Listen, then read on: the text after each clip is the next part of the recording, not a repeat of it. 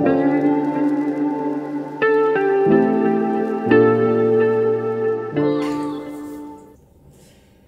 à tous et à toutes, nous voilà à la médiathèque. On va vous présenter donc les 6 romans en lice pour le prix Renaudot des lycéens 2021. Moi c'est Elisa. Et moi c'est Manon. C'est parti!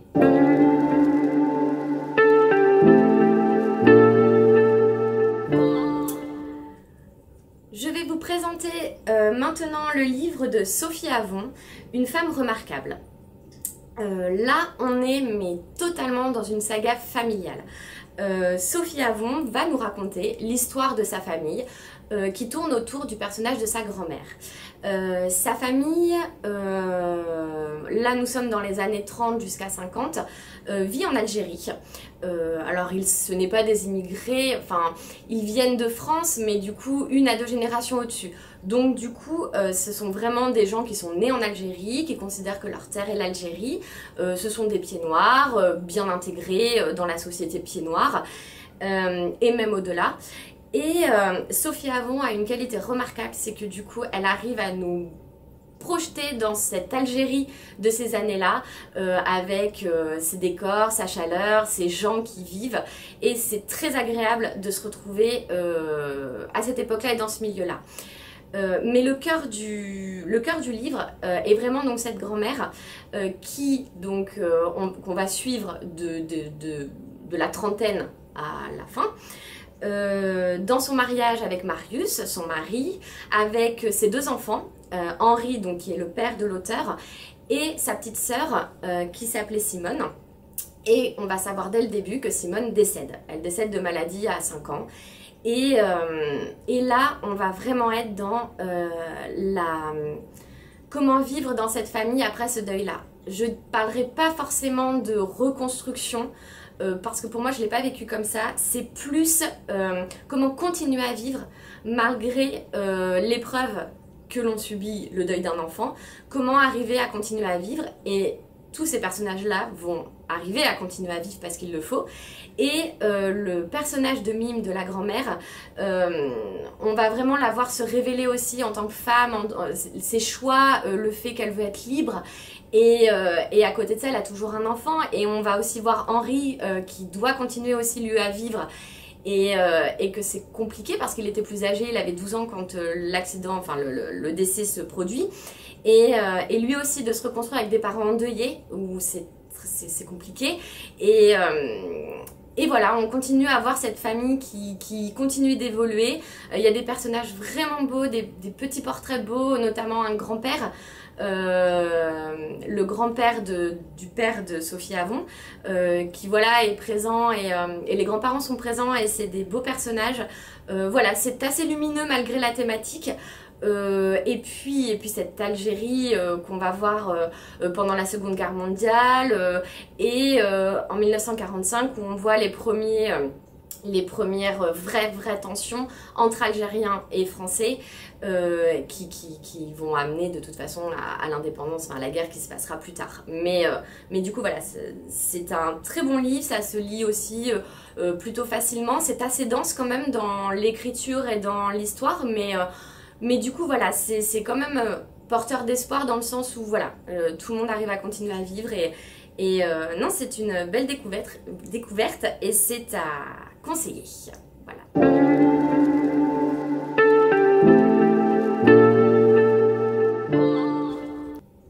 Je vais vous présenter donc un autre des romans en lice pour le prix Renaudot des lycéens, et ce n'est pas n'importe qui, c'est Amélie Nothomb qui fait son entrée pour la première fois dans la sélection du prix Renaudot des lycéens.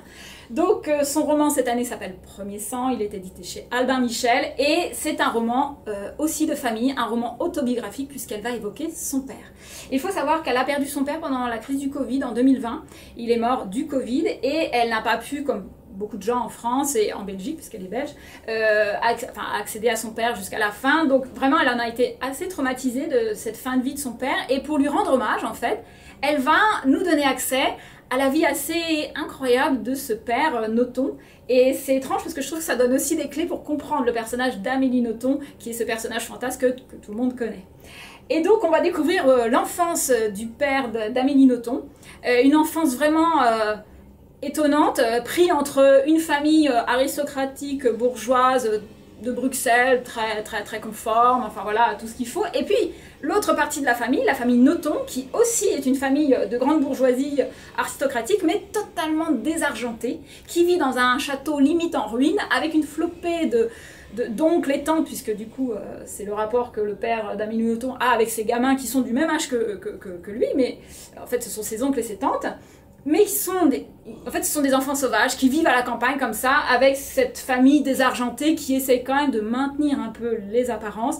Mais contrairement à ce qu'on attend, le père d'Amélie va être complètement subjugué par cette bande de gamins cette bande de gamins va lui apprendre à vivre, à se débrouiller. Et ça va être très marquant pour la suite de la vie du père d'Amélie, puisqu'il va se retrouver diplomate en Afrique, au Congo belge, à un moment dramatique lors d'une prise d'otage à Stanleyville, une prise d'otage qui va durer plusieurs mois et où il va jouer un rôle capital. Donc voilà, c'est une histoire de famille dans un style très clair, très limpide, puisque Amélie Nothomb a cette caractéristique d'avoir des livres qui sont fluides et très rapides à lire. C'est une histoire émouvante, avec vraiment une galerie de personnages, que ce soit le père d'Amélie, son père, enfin sa famille, des deux côtés sont vraiment attachants et un peu burlesques des deux côtés en fait, dans des registres différents mais quand même. Et voilà, une lecture très aisée et un beau portrait de famille en plus, vrai, puisque c'est la famille d'Amélie Nothomb. Voilà.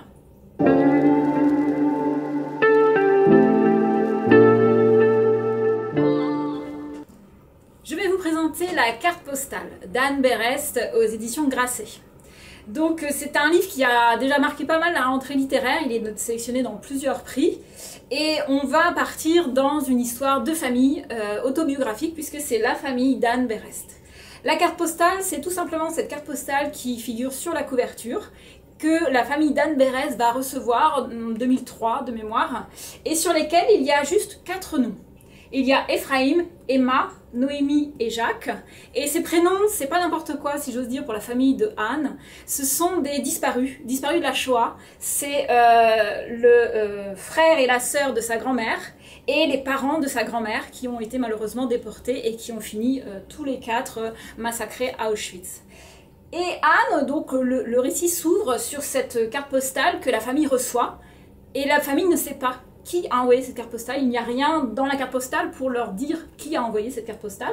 Et surtout, la grand-mère, donc la seule survivante de sa famille, n'a jamais vraiment évoqué la disparition de ses proches. Et Anne va donc être interpellée à la fois par la carte postale et par l'histoire de Myriam.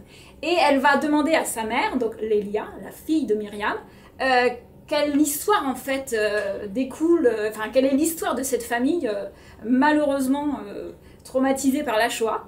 Et donc la première partie du roman, c'est l'histoire de Lélia, qui raconte l'histoire de cette famille et de ses disparus. Donc déjà, cette première partie est extrêmement émouvante, puisqu'elle met vraiment des visages réels sur la Shoah. On a tous lu beaucoup de livres, de fiction notamment, ou vu des films sur le sujet, mais là, vraiment, Anne a un pouvoir d'évocation de sa famille très intéressant au travers, en fait, le récit que Lélia, sa mère, fait. Et les mots sont très justes, les portraits sont très justes. Et donc, on découvre l'histoire dramatique de cette famille qui, à la base, est une famille russe, de juifs russes émigrés après plusieurs pérégrinations, ils posent leur valise, si j'ose dire, en France, dans les années 30, malheureusement. Et on va vivre cette famille jusqu'à leur disparition. Et surtout, on va comprendre pourquoi Myriam a survécu. Et puis, la deuxième partie du livre, ça va être l'enquête. Puisque Anne va laisser tomber un petit peu cette histoire de carte postale pendant plus de 10 ans, et puis un événement va se passer dans sa vie qui va lui donner envie de reprendre cette histoire de la carte postale et de savoir qui l'a envoyée, et surtout de terminer un peu l'histoire de cette famille, puisqu'il y a la fin, la déportation, et puis l'histoire de Myriam, elle est incomplète. Donc on va suivre Anne et sa mère Lélia à travers cette enquête qui fait le cœur de la deuxième partie du livre jusqu'au bout, et donc jusqu'au bout on saura enfin qui a envoyé la carte postale. C'est un livre absolument merveilleux, un vrai joyau, un vrai bijou de cette rentrée littéraire. Vous serez happé dès les premières pages, impossible de le lâcher jusqu'à la 512e page, qui vous donnera en plus la révélation de qui a envoyé la carte.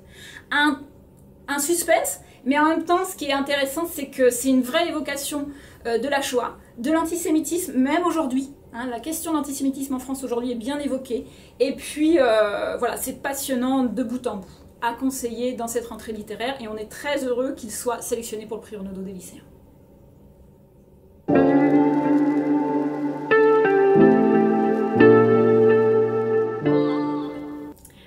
Là, je vais vous présenter Ne t'arrête pas de courir de Mathieu Palin. Mathieu Palin est journaliste et il va se retrouver à rencontrer un homme qui s'appelle Toumani Coulibaly, qui est un homme de son âge, qui vient en gros de la même cité que lui et qui est en prison. Là, ils se rencontrent, ils vont se voir une fois par semaine, une amitié va se créer et du coup va en découler ce livre.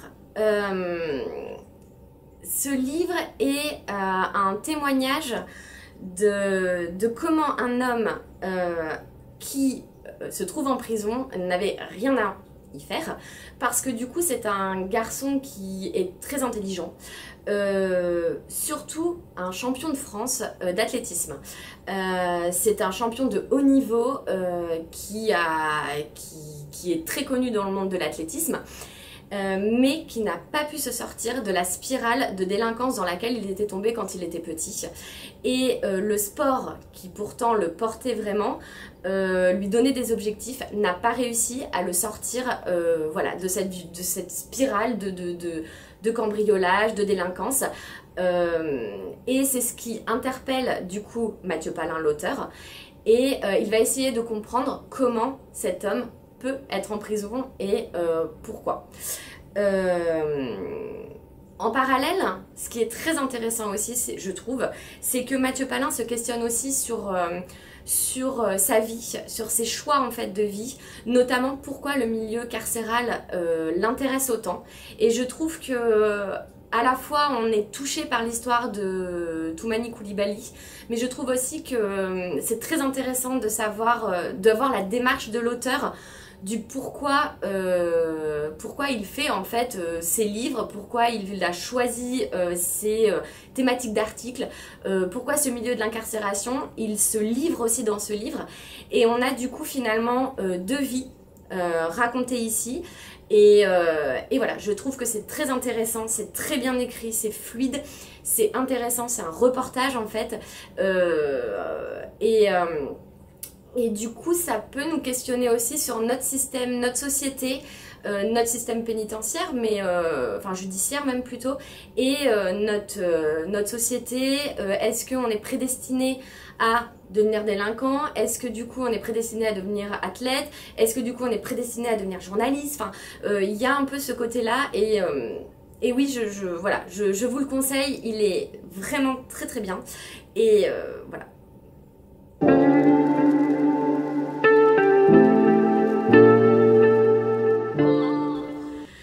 Je vais vous présenter le livre d'Étienne Kern, Les Envolés. C'est un premier roman, un roman historique.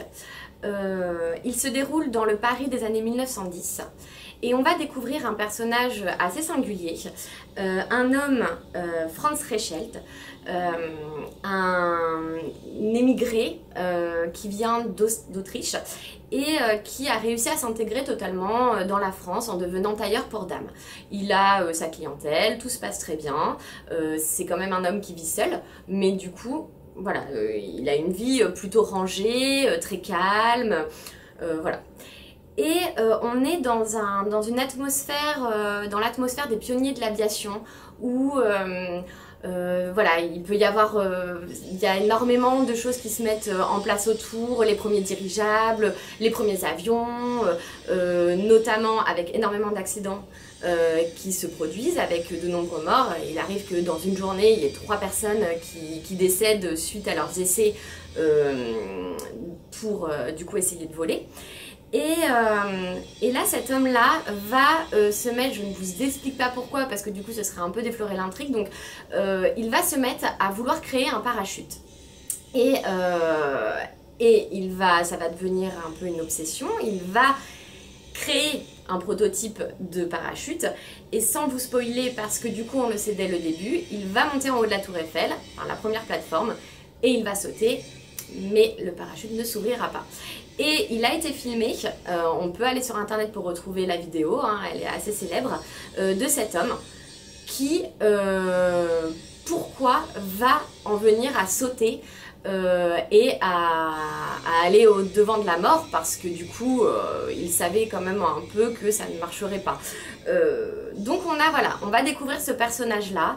La construction du récit est assez originale parce que du coup on a des passages où on a l'histoire de cet homme, on a des passages où du coup l'auteur va questionner un peu cet homme là, pourquoi il en est arrivé à découvrir ce personnage. Et c'est aussi un peu, on a des thématiques de deuil, on a des thématiques de rencontre, d'amour. Il y a beaucoup de choses dans ce roman. Encore une fois, très original et très facile à lire. Voilà, vraiment à découvrir un bon premier roman.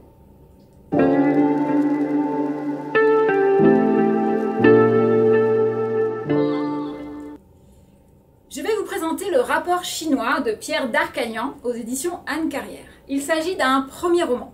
Et ce livre est une véritable caricature, donc je préfère prévenir, les personnages dedans sont vraiment esquissés à gros traits et c'est fait exprès, puisqu'on va avoir des personnages misogynes, des personnages racistes, mais c'est à bon escient, si j'ose dire, pour servir l'intrigue, qui est une intrigue vraiment burlesque, une sorte de grand dîner de cons. Je peux pas le dire autrement, puisque toute la première partie, vraiment, nous donne à voir deux personnages principalement, dont Tuc Dual, le personnage principal de ce livre. Tuc Dual qui est embauché grâce à ses compétences, alors des compétences que vous découvrirez qui sont en fait de l'incompétence, hein, mais il est embauché pour son incompétence et il va rester plusieurs années payé 7 000 € par mois à ne rien faire. Et ça ne le dérange pas du tout. D'où sa compétence d'incompétence, si j'ose dire. Donc déjà, le début pose la situation. Il est dans un bureau toute la journée, vous verrez ce qu'il fait de ses journées, c'est du très grand n'importe quoi, hein. Quand je parle de dîner de con, on en est là. Et un jour, quand même, un autre con, si j'ose dire, vient dans son bureau pour lui demander un rapport sur la Chine. Il n'en saura pas plus, c'est à lui de pondre ce rapport. Donc on est assez déstabilisé au début si on n'est pas habitué à lire des romans caricatures parce que vraiment c'est tellement énorme qu'on se dit mais où est-ce que ça va aller? Et je vous rassure, à partir à peu près un tout petit peu avant la moitié du livre, la réalité rattrape ces personnages un peu cons.